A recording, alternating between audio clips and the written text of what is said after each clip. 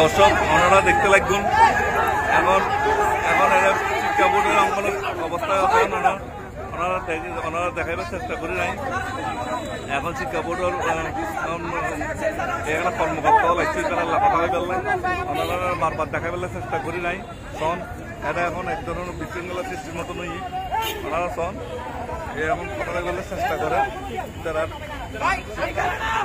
ওনারা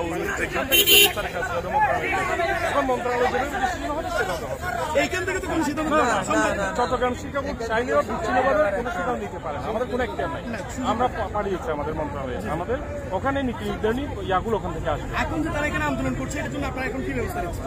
এখন আমরা কোনো ব্যবস্থা, এরা আমাদের সন্তান, আমাদেরই ছাত্র, আমরা ওদের বোঝাচ্ছি, ঠিক আছে? আমরা ওভাবে তাদের কনভিন্স করার চেষ্টা করি।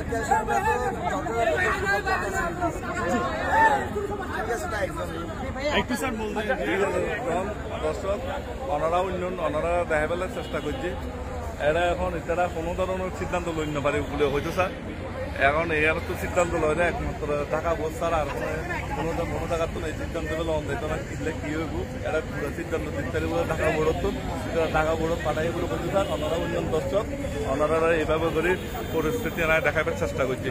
ধন্যবাদ।